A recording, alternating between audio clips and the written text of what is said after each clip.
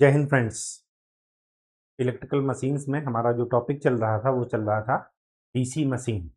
DC machine में भी हमने जनरेटर का पोर्शन पूरा कर लिया था और अब हम मोटर की तरफ आगे बढ़ रहे थे।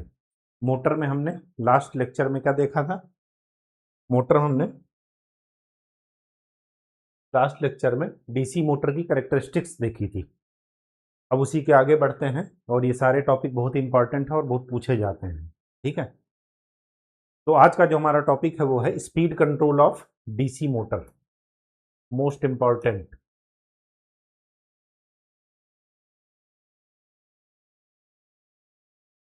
डीसी मोटर, डीसी मोटर की स्पीड कंट्रोल कैसे करते हैं हमें वो देखना है। ठीक, चलिए एक सिंपल मोटर का पहले फिगर बना लेते हैं ताकि चीज़ें क्लियर रहें, रटना ना पड़े। मोटर है, अभी मैं नहीं जान रहा हूँ कि सीरीज है कि शंट है। एक बाई डिफ़ॉल्ट मोटर ले रहे हैं। ठीक, आइए अंदर जाएगी आर्मेचर करंट, ये है आर्मेचर रेजिस्टेंस। यहाँ पर जो डेवलप होगा वो होगा बैक ईएमएफ और ये है टर्मिनल वोल्टेज। तो टर्मिनल वोल्टेज क्या हो जाएगा? केवल इक्वेशन क्या बनेगी? KVL equation E B plus I A R A. यहाँ पर तो कोई दिक्कत है नहीं। यहाँ से आई ए की वैल्यू क्या मिली? वी टी, या ई बी की वैल्यू निकालिए, आई ए की नहीं। E B is equal to क्या मिलेगा? V T minus I A R A. ठीक, ई बी होता क्या है बैक ईएमएफ मोटर में? Five P N Z by 60 A. अगर आपने मशीन बनाई तो पोल फिक्स है, कंडक्टर फिक्स है, पैरेलल पाथ फिक्स है। इसका मतलब ये हुआ कि N is equal to E B divided by constant into 5। E B की ये वाली वैल्यू यहां पर जाकर के रख दीजिए। जब आप ई बी की वैल्यू रखेंगे तो आपको स्पीड क्या मिलेगी? We T minus I A R A divided by के इंटू 5। यही आपकी इंपॉर्टेंट इक्वेशन है जिसको आप भानुमति का पिटारा बोलते हैं। अगर आपको मोटर की स्पीड कंट्रोल करनी है तो या तो वोल्टेज को कंट्रोल कीजिए, या इस पार्ट को कंट्रोल कीजिए, या इस पार्ट को कंट्रोल कीजिए। तो अगर आप इस पार्ट को कंट्रोल करते हैं तो आर्मेचर रेजिस्टेंस कंट्रोल मेथड उसको बोलते हैं, आर्मेचर रेजिस्टेंस कंट्रोल मेथड, या इसी का दूसरा नाम क्या है? रिहोस्टेटिक मेथड। रटना नहीं है बिल्कुल भी, बस जैसे आपको समझा रहे हैं बस वैसे ही समझते चलिएगा, चीज़ें बहुत ही स्मूथली होंगी। अगर आप फ्लक्स को कंट्रोल करते हैं तो उसको बोलते हैं field control method,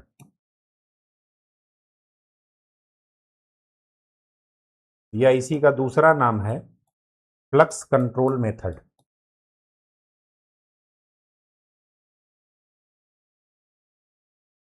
flux control method. ठीक, अगर आपने वोल्टेज को कंट्रोल किया तो इसको बोलते हैं आर्मेचर वोल्टेज कंट्रोल मेथड, या वोल्टेज कंट्रोल मेथड बोलते हैं। इसी का दूसरा नाम है ward Leonard, LEONARD, ward Leonard method. ठीक, कहानी समझ में आ गई? तो स्पीड तीन चीजों पर डिपेंड करती है, रेजिस्टेंस पर, फ्लक्स पर और टर्मिनल वोल्टेज पर। इन तीनों को कंट्रोल करके हम मोटर की स्पीड को कंट्रोल कर सकते हैं। ठीक है, अब फर्स्ट मेथड देखिए, रिहोस्टेटिक मेथड।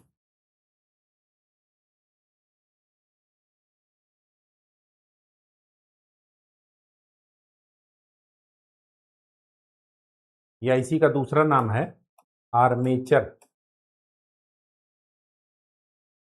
Resistance control method.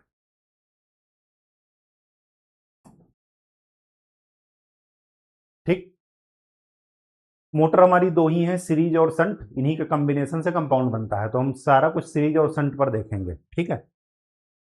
तो मैं पहले शंट मोटर देख लेता हूं।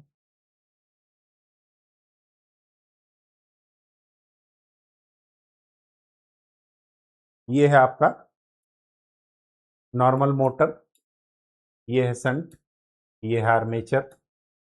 इधर आपकी मोटर करंट गई, ये है टर्मिनल वोल्टेज। यहां पर जो करंट जाएगी वो IA जाएगी, यहां पर जो करंट जाएगी उसको नाम दे देते हैं ISH या शंट फील्ड करंट, ठीक। ये आपकी नॉर्मल मोटर है। हमने क्या किया, रियोस्टेटिक मेथड में क्या करते हैं वो देखिए। रियोस्टेटिक मेथड में फील्ड को आपको टच नहीं करना है, ये ध्यान में रखिएगा। और फील्ड कैसे टच नहीं होगी, क्योंकि जो वोल्टेज यहां पर है वही पूरा का पूरा वोल्टेज इस फील्ड के क्रॉस है, क्योंकि दोनों पैरेलल में है। तो फील्ड को आप टच नहीं करना है, आप टच किसको करना है, आर्मेचर को। तो आर्मेचर के सीरीज में आप क्या कर दीजिए, रेजिस्टेंस ऐड कर दीजिए। ये है RA और ये है R एक्सटर्नल जो आपने ऐड किया है, ठीक, सीरीज में। ISH तो वही रहेगी जो पहले थी, यह है टर्मिनल वोल्टेज। इस रेजिस्टेंस ऐड होने से ये दोनों रेजिस्टेंस किस में आ गए, सीरीज में आ गए। IM, तो यहां पर IA कम या ज्यादा कर सकते हैं, कैसे, ISH तो फिक्स है ना, ISH जो यहां पर है वही यहां पर है, क्यों, क्योंकि ISH इस पैरेलल रेजिस्टेंस में करंट है, और पैरेलल रेजिस्टेंस किसके है, वोल्टेज के। अब यहां पर वोल्टेज फिक्स है, तो ISH इस फिगर में और इस फिगर में चेंज नहीं होगी। जो चेंज होगी यहां पर आप लिखेंगे due to addition of, due to addition of external resistance in series with armature. क्या हो गया, जो IA वाला पार्ट है वो क्या हो जाएगा, ज्यादा हो जाएगा। होगा या नहीं होगा, ISH फिक्स है, आपने रेजिस्टेंस ऐड कर दिया, तो यहां पर जो IA मतलब इसके क्रॉस वोल्टेज ड्रॉप जो होगा वो क्या हो जाएगा, बढ़ जाएगा। क्यों बढ़ जाएगा, क्योंकि पहले IA ड्रॉप था, अब बन गया IARA प्लस R एक्सटर्नल, ये वोल्टेज ड्रॉप हो गया। तो जब ये पार्ट बढ़ गया, अब ध्यान से देखिए, स्पीड का जरा इक्वेशन देख लीजिए, VT minus IARA divide by K into 5। जब आप इस वाले पार्ट को बढ़ाएंगे तो न्यूमरेटर ओवरऑल क्या हो जाएगा, कम हो जाएगा, तो स्पीड क्या हो जाएगी, कम। यही इसका डिसएडवांटेज है। डिसएडवांटेज का, स्पीड कंट्रोल का क्या मतलब, किसी चीज को कंट्रोल करने का क्या मतलब है कि आप उसको घटा भी सकते हैं अपने आवश्यकता के अनुसार और बढ़ा भी सकते हैं, मतलब उसका अपनी आवश्यकता के अनुसार आप यूज कर सकते हैं। तो अगर आप स्पीड इसमें बढ़ा नहीं सकते, केवल और केवल घटा सकते हैं, यही इसका डिसएडवांटेज है। तो मोस्ट इंपॉर्टेंट करके लिख लीजिए, डिसएडवांटेज इस मेथड का क्या है, इन दिस मेथड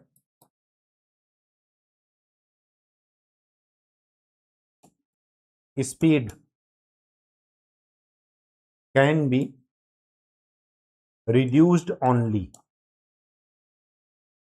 या स्पीड को हम कंट्रोल कर सकते हैं कब, बिलो बेस स्पीड। जो आपकी रेटेड स्पीड होगी उससे आप कम स्पीड लेना हो तभी आप इस मेथड को यूज कीजिएगा। अगर आपको स्पीड बढ़ाना हो तो इस मेथड को यूज नहीं कर सकते, ठीक। कहानी समझ में आ गई। चलिए, जब हम सीरीज की बात करेंगे, सीरीज मेथड में क्या था, फील्ड का वाइंडिंग आर्मेचर के सीरीज में था,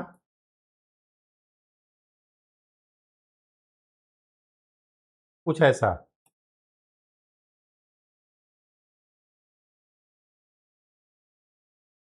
अब क्या करेंगे, यहां पर सीरीज में, सीरीज में जब भी आपको ऐड करना हो तो एक्सटर्नल रेजिस्टेंस लीजिए,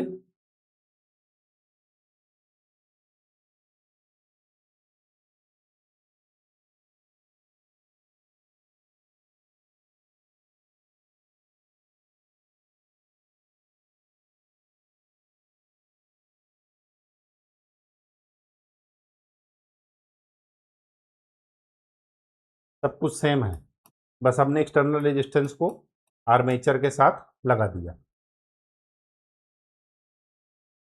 ठीक है,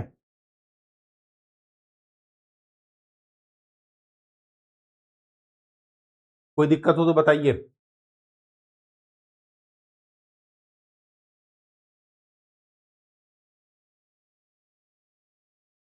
ठीक है, या कुछ गड़बड़ है?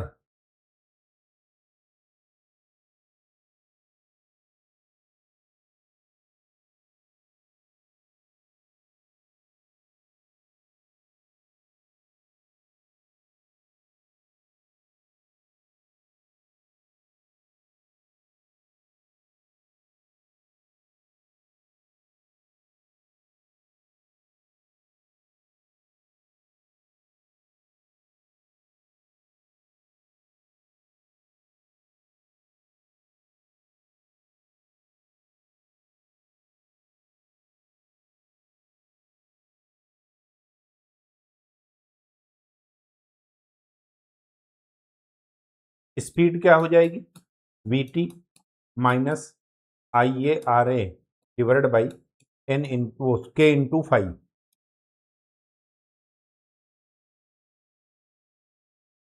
के इंटू 5, ये वाला पार्ट बढ़ गया क्योंकि हमने रेजिस्टेंस ऐड कर दिया। जब ये वाला पार्ट बढ़ गया तो दिस माइनस दिस, मतलब ओवरऑल न्यूमरेटर कम हो गया, यहां भी स्पीड क्या हो जाएगी? कम। अब अगर मैं ग्राफ से देखूं,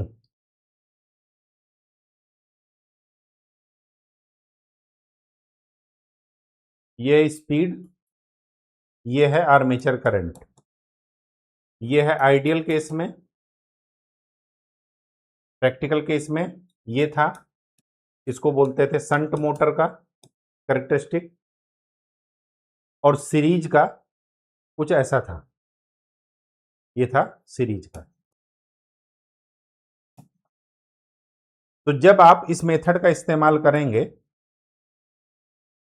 तो यहां पर स्पीड कम होगी हमेशा।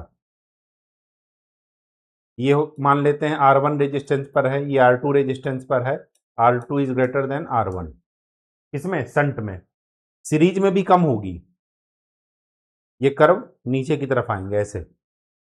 ये मान लेते हैं R3 R2, R3 dash R2 dash, तो R3 dash is greater than R2 dash.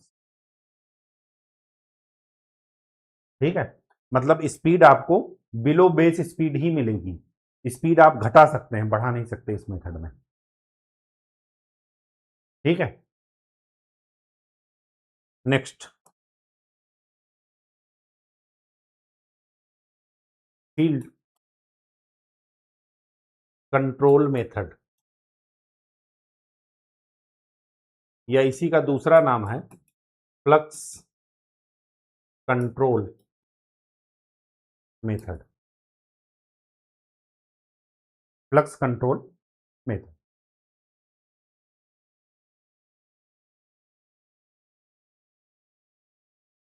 Shunt का मैं देख रहा हूं पर सबसे पहले,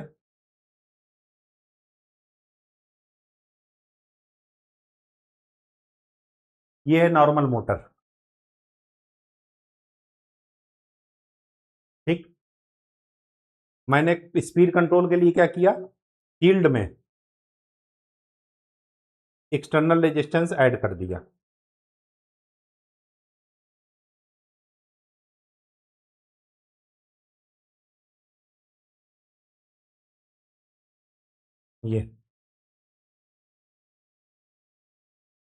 ये है RSH, यहां पर क्या हो जाएगा, RSH प्लस R एक्सटर्नल, ये है R एक्सटर्नल, ये है RA टर्मिनल वोल्टेज VT। अब ध्यान से देखिए, पहले यहां पर रेजिस्टेंस RSS था, टर्मिनल वोल्टेज था VT, और यहां पर करंट क्या थी, ISH। अब यहां पर जब हम रेजिस्टेंस बढ़ाएंगे तो यहां पर ISH की वैल्यू क्या हो जाएगी, कम होगी या नहीं होगी, क्योंकि करंट क्या होती है, voltage divided by resistance, resistance इस पैरेलल ब्रांच का बढ़ गया तो करंट क्या हो जाएगी यहां पर, कम।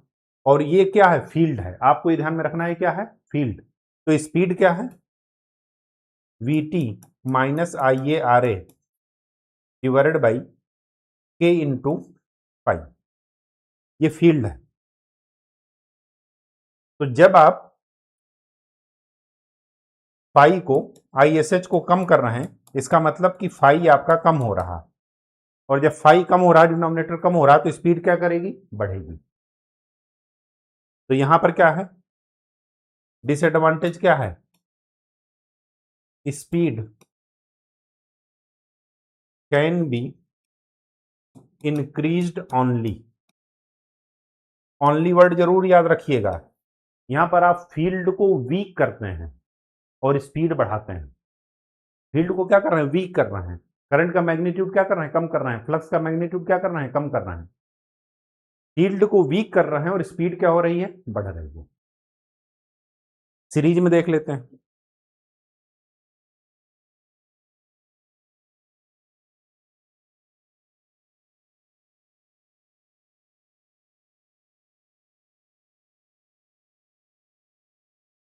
ये सीरीज मोटर का डायग्राम, स्ट्रेट थोड़ा ड्रा कीजिएगा, VT। अब हमें सीरीज को डिस्टर्ब करना है, तो क्या करेंगे, हाँ,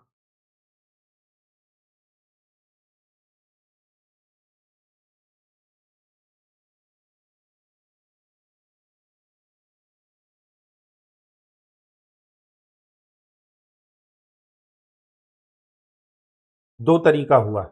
दो तरीका कैसे, एक तो आप क्या कीजिए,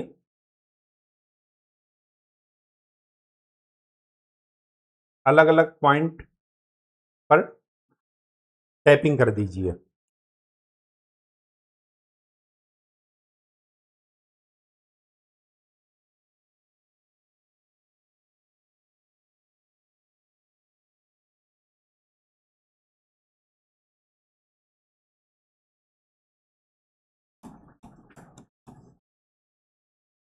सीरीज में ही हमने अलग अलग एक्सटर्नल रेजिस्टेंस लगा करके अलग अलग पॉइंट पर टैप कर दिया।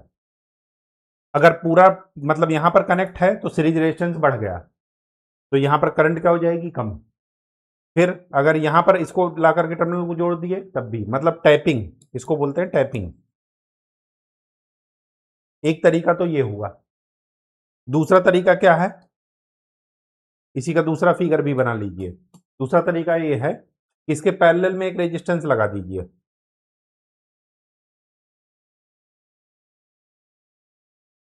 RSE RA।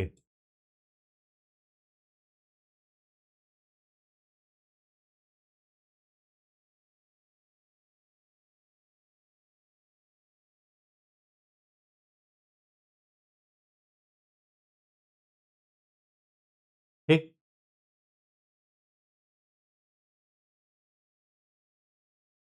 इसके पैरेलल में एक रेजिस्टेंस लगा दीजिए, R एक्सटर्नल।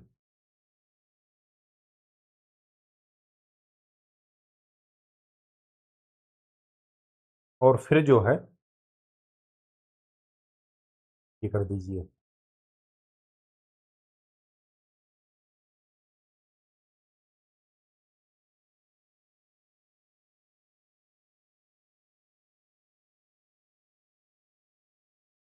कुछ ऐसा।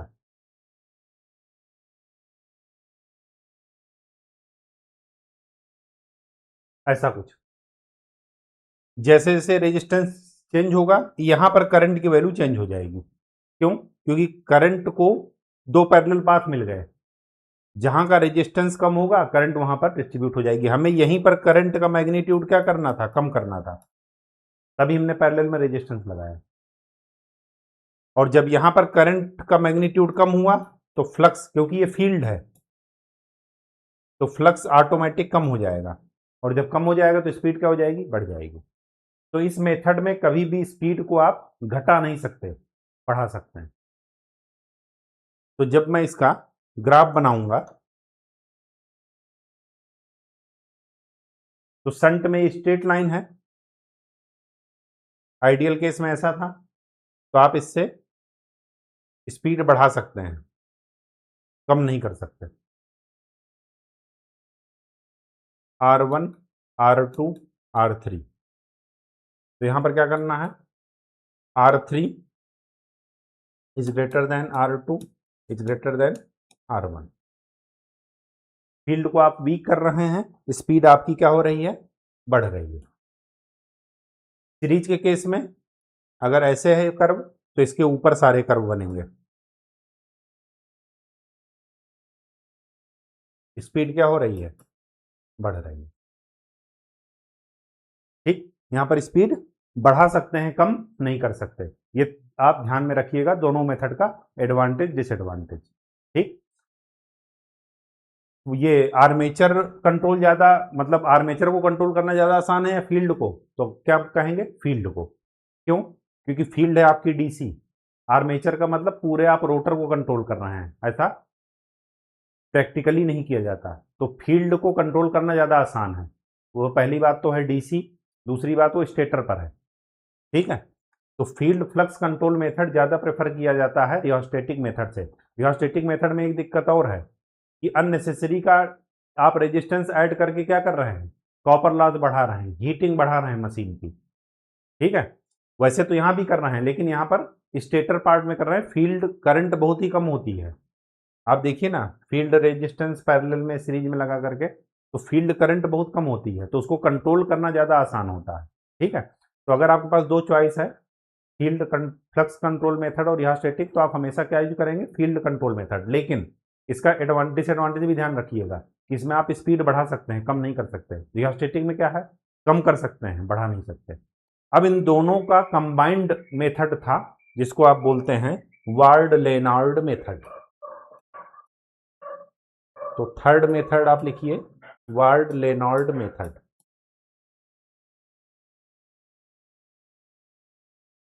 इसमें दोनों का कंबाइंड मेथड यूज किया जाता है। देखिए इसका फिगर पहले बना लीजिए।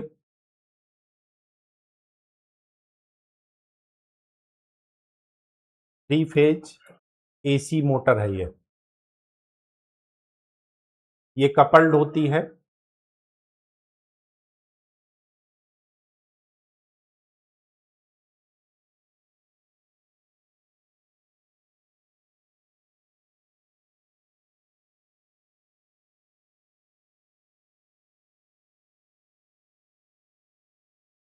किसके साथ, जनरेटर के साथ।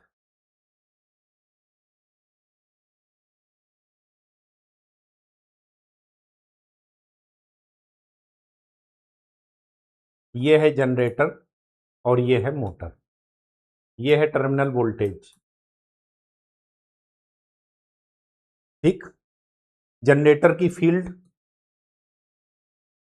ये है, और मोटर की फील्ड ये है। इसको लिखते हैं, यहां पर जो करंट फ्लो होती है उसको बोलते हैं आई एफ जी।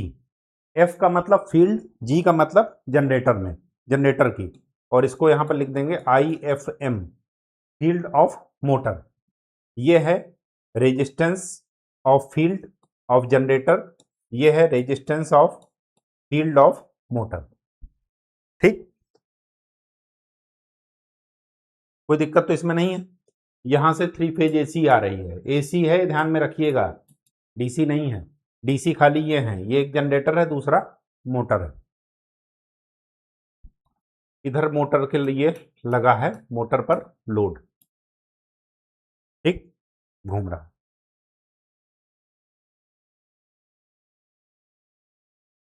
इधर आप वोल्टेज दे दीजिएगा अलग से इनको। ठीक है, इसको बोलते हैं, यहां से यहां तक को मोटर जनरेटर सेट। और ये है खाली मोटर। इसी मोटर की स्पीड आपको कंट्रोल करनी है।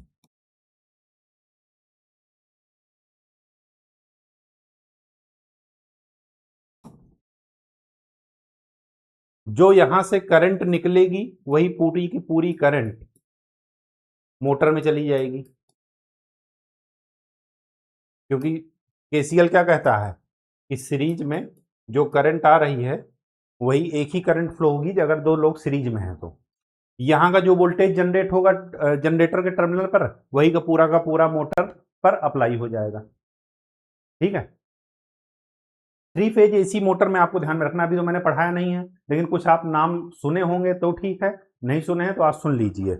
यहाँ पर थ्री फेज एसी मोटर में आपके पास चॉइस होती है, या तो आप इंडक्शन मोटर का इस्तेमाल करेंगे, आईएम का मतलब इंडक्शन मोटर, या सिंक्रोनस मोटर का।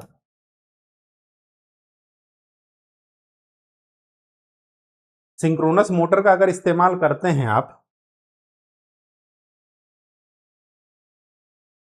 क्यों किया जा रहा है इसके इसके मोटर का इस्तेमाल? मैंने आपको बताया ना, जनरेटर में हैंडल मारना है, रोटर को घुमाना है, तभी वहां पर वोल्टेज जनरेट होगा। तो उस रोटर को घुमाने के लिए हमने इसको एक मोटर से कनेक्ट कर दिया। मोटर सप्लाई ले रही है, मोटर खुद घूम रही है और इसके रोटर को घुमा रही है, तो ये वोल्टेज जनरेट करेगा। फिर ये मोटर के पास, इस मोटर की स्पीड हमें कंट्रोल करनी है। ठीक है। तो इसको क्या बोल रहे हैं? Prime mover. जो जनरेटर के रोटर को घुमाता है उसको क्या बोलते हैं इलेक्ट्रिकल की भाषा में? Prime mover. Prime mover. ठीक।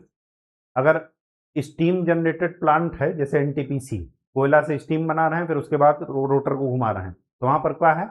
स्टीम प्राइम मूवर की तरह बिहेव कर रही है। ठीक है। अब क्या है सिंक्रोनस मोटर? सिंक्रोनस मोटर अगर आप इस्तेमाल करते हैं तो इसको आप लीडिंग पावर फैक्टर पर इस्तेमाल कीजिएगा, क्योंकि इस पावर फैक्टर पर इस्तेमाल करने से क्या होता है कि ये ओवरऑल सिस्टम का पावर फैक्टर इंप्रूवमेंट हो जाता है। कैसे होता है, क्यों होता है, वो आगे आपके आएगा। पावर फैक्टर इंप्रूवमेंट एक दिन पूरा बताएंगे और एक दिन पूरा न्यूमेरिकल कराएंगे, उसकी टेंशन मत लीजिएगा। तो पावर फैक्टर इंप्रूवमेंट हो जाता है, इस वजह से यहाँ पर जनरली प्रेफर किया जाता है synchronous motor with leading power factor. ठीक। ये इसका एडवांटेज है। अब देखिए इसमें फंक्शन कैसे होता है। सीधी सी बात यह है कि अगर ये वोल्टेज कंट्रोल मेथड है तो आप वोल्टेज को अप और डाउन करेंगे, तो रिहास्टेटिक मेथड और फील्ड फ्लक्स कंट्रोल मेथड का जो जो डिसएडवांटेज था, या ये कहिए जो एडवांटेज था, उन दोनों एडवांटेज को यहाँ पर मिला दिया गया है। रिहास्टेटिक में क्या होता है कि फील्ड आप वो स्पीड आप कम कर सकते हैं, तो यहाँ पर भी कम कर सकते हैं। फील्ड फ्लक्स कंट्रोल मेथड में क्या था कि फील्ड आप वो स्पीड आप बढ़ा सकते हैं, तो यहाँ पर भी बढ़ा सकते हैं। मतलब यहाँ पर दोनों मेथड का कम्बिनेशन है, रिहास्टेटिक मेथड और साथ में साथ फील्ड कंट्रोल मेथड का कम्बिनेशन है। कैसे वो कम्बिनेशन यूज होता है वो देखिए। इसको लिख लीजिएगा R A G, armature resistance of generator, और इसको लिख लीजिएगा R A M, armature resistance of motor. ठीक। देखिए होता क्या है।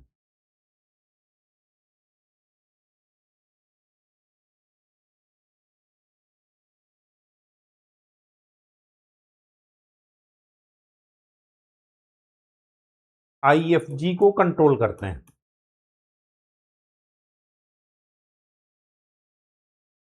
आईएफजी को कंट्रोल करने का क्या मतलब है?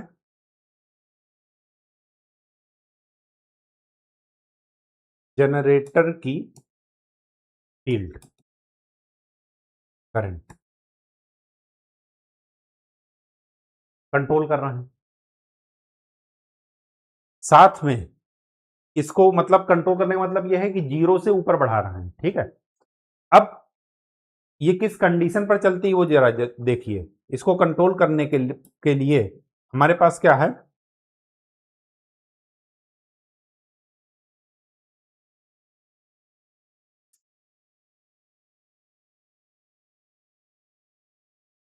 मोटर की फील्ड, उसको कांस्टेंट रखते हैं करंट, उसको हमें नहीं छेड़ना है, उसको कांस्टेंट रखते हैं। साथ में रेटेड आर्मेचर करंट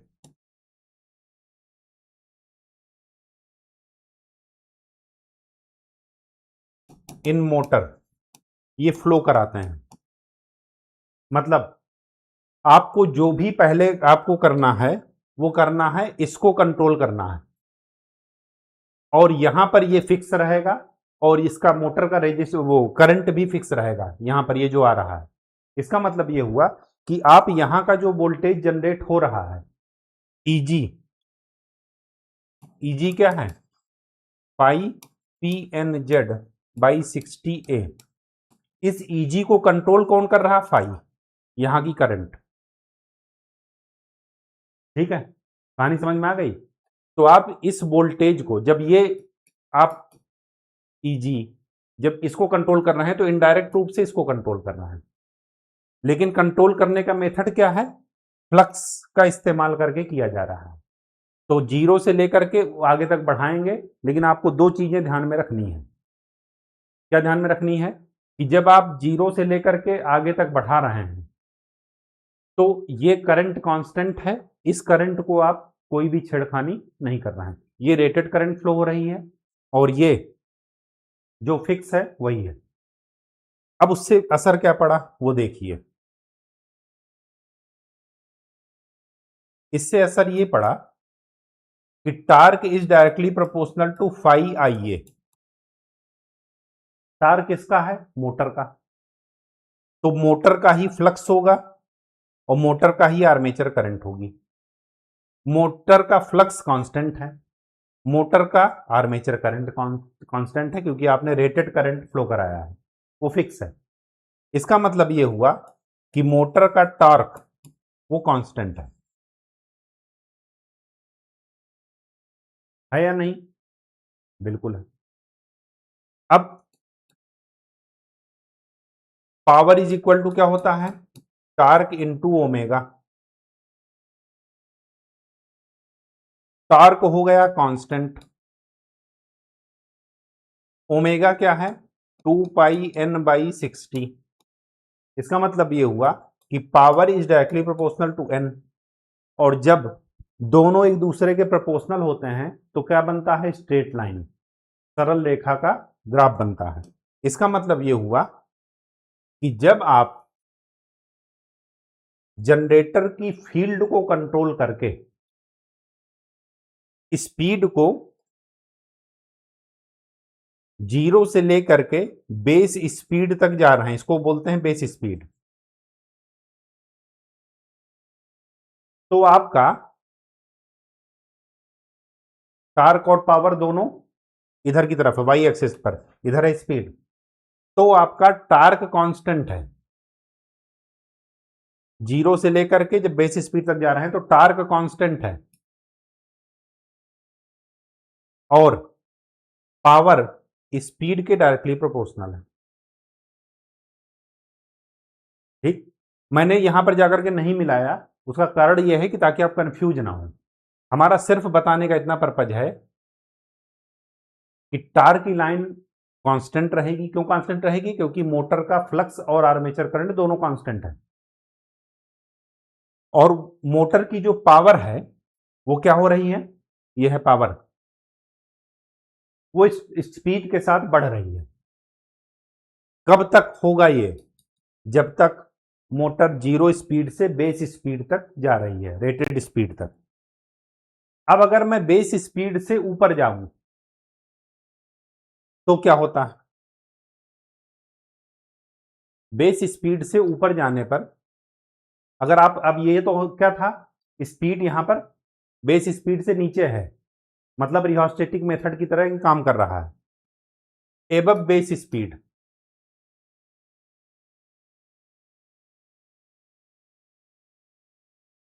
आपको क्या करना है, एबव बेस स्पीड है, इसका मतलब यह हुआ कि आपको मोटर की फील्ड को कंट्रोल करना है, IFM, इसको कंट्रोल करना है, लेकिन किस शर्त पर,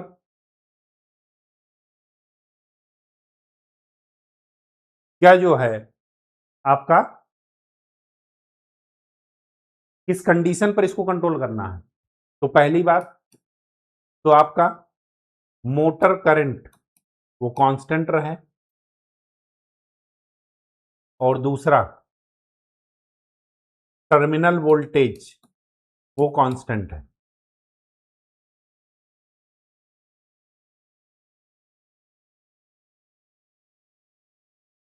टर्मिनल वोल्टेज कांस्टेंट है, मोटर करंट कांस्टेंट है, इसका मतलब ये हुआ कि मोटर की पावर कांस्टेंट है। और जब पावर कांस्टेंट होता है तो पावर इज इक्वल टू होता है टार्क इनटू ओमेगा। ओमेगा की वैल्यू क्या है? 2πn/60। तो टार्क इनटू एन वो कांस्टेंट हो गया, n/60 2π वो सब कांस्टेंट है। इसका मतलब ये हुआ कि जब दो चीजों का प्रोडक्ट कांस्टेंट है, इसका मतलब ये हुआ कि दोनों वेरिएबल के बीच में कैसा ग्राफ बनेगा? Rectangular hyperbola. बनेगा नहीं बनेगा? तो जब भी आपका बेस स्पीड के ऊपर बात चलेगी, बेस स्पीड के ऊपर, तो बेस स्पीड के ऊपर टार्क और स्पीड के बीच में कर्व ऐसा आएगा, रेक्टेंगुलर हाइपरबोला, और पावर कांस्टेंट हो जाएगी। तो ये कांस्टेंट हो जाती है, यहां पर पावर कांस्टेंट हो जाती है। ठीक है, तो ये क्या हो जाएगा? रिहोस्टेटिक मेथड। और ये क्या हो जाएगा? Flux control method. अब यहीं से ऑब्जेक्टिव में पूछा जाएगा कि रिहोस्टेटिक मेथड कांस्टेंट टार्क मेथड है या कांस्टेंट पावर मेथड है। तो आप क्या बताएंगे? रिहोस्टेटिक मेथड कांस्टेंट टार्क मेथड है, और ये हमेशा बिलो बेस स्पीड रहता है, मतलब आप इसमें स्पीड घटा सकते हैं, बढ़ा नहीं सकते। फील्ड फ्लक्स कंट्रोल मेथड कौन सा मेथड होता है? कांस्टेंट पावर मेथड होता है, मतलब वहां पर पावर कांस्टेंट रहेगी लेकिन टार्क और स्पीड बदलती रहेगी। किस कर्व की तरह बदलेगी? Rectangular hyperbola. तो कोई नई चीज तो है नहीं है, इसका शेप भी कोई नया चीज नहीं है, बस समझने का तरीका अलग था। पहले केस में जब बिलो बेस स्पीड होगी तो जनरेटर की फील्ड को कंट्रोल करना है, मोटर की फील्ड मोटर के आर्मेचर को नहीं छेड़ना है। जब सेकंड बात आएगी बेस स्पीड के ऊपर, तो हमें मोटर की फील्ड को कंट्रोल करना है, टर्मिनल वोल्टेज और मोटर के करंट को, आर्मेचर करंट को नहीं छेड़ना है। ठीक है, कहानी समझ में आ गई? इसको बोलते, इसको, इस वाले मेथड को वोल्टेज कंट्रोल मेथड भी बोलते हैं। क्यों? क्योंकि मैंने आपको बताया कि ईजी को कंट्रोल कर रहा है इस मेथड में फाई से, तभी तो आप आईएफजी को कंट्रोल कर रहे हैं। आईएफजी और क्या कर रहा है? इसी ईजी को तो कंट्रोल कर रहा है। ठीक है, तो इसको वोल्टेज कंट्रोल मेथड भी बोलते हैं। कौन से वाले को? ये बिलो बेस स्पीड वाले को। ठीक है, तो वोल्टेज कंट्रोल मेथड दो, मतलब वार्ड लेनार्ड मेथड, इन दोनों का क्या है? कॉम्बिनेशन है। अब देखिए इसमें ये मोटर, ये डिसएडवांटेज अगर इसका कोई पूछे, एडवांटेज क्या है? इसमें स्मूथ स्पीड कंट्रोल हो सकता है, above base speed below base speed दोनों हो सकता है, ये एडवांटेज है। डिसएडवांटेज क्या है? एक एडवांटेज और है कि अगर हम सिंक्रोनस मोटर का इस्तेमाल किए लीडिंग पावर फैक्टर पर, तो ये ओवरऑल सिस्टम का पावर फैक्टर इंप्रूव कर देता है। पावर फैक्टर का मतलब डीसी में तो है नहीं, ओवरऑल मतलब एसी भी आप यूज करके तब देखेंगे सिस्टम की। डिसएडवांटेज क्या है? ये आइडेंटिकल मशीन होती हैं, आप देखिए कि जो है इनके लिए स्पेस आपको ज़्यादा लगेगा, अननेसेसरी का पावर वेस्टेज होगा, आइडेंटिकल मशीन होंगी। ठीक है, इफिशियंसी भी ओवरऑल सिस्टम की क्या होती है? कम होती है। ठीक, अब आजकल क्या होता है, ये वार्ड लेनार्ड मेथड जब जनरेट हुआ था, डेवलप हुआ था, 1937 के आसपास डेवलप हुआ था ये। उस समय इतनी टेक्नोलॉजी थी नहीं। अब आजकल सारे क्या हो रहे हैं? स्टैटिक कन्वर्टर आ गए हैं, कन्वर्टर इन्वर्टर ये सब। तो जब इस मोटर का इस्तेमाल ना करके हम जनरेटर को किससे कंट्रोल करें? स्टैटिक डिवाइसेस से, जैसे रेक्टिफायर, चोपर, थायरिस्टर, इन सब से बना करके, तो उससे क्या होता है कि उसको बोलते हैं स्टैटिक वार्ड लेनार्ड मेथड या स्टैटिक वार्ड लेनार्ड डिवाइस। वो हम आगे मशीन में पढ़ेंगे, वो अभी काम का नहीं है। ठीक है, तो ये चीज़ समझ गए। ये ग्राफ बहुत इंपॉर्टेंट है, इनका कंट्रोल मेथड बहुत इंपॉर्टेंट है, और मोस्ट इंपॉर्टेंट ये टॉपिक है। आज के लिए इतना ही। नेक्स्ट लेक्चर में हम लोग स्टार्टर पढ़ेंगे और फिर उसके बाद ब्रेकिंग पढ़ेंगे। तब तक के लिए खूब अच्छे से पढ़ाई कीजिए, मेहनत कीजिए। कोई क्वेश्चन है तो डाउट पूछिए। ठीक है। और लेकिन रिवीजन जरूर कीजिए, रिवीजन और मेहनत का कोई शॉर्टकट मत अपनाइए। ठीक है, मिलते हैं नेक्स्ट क्लास में, धन्यवाद।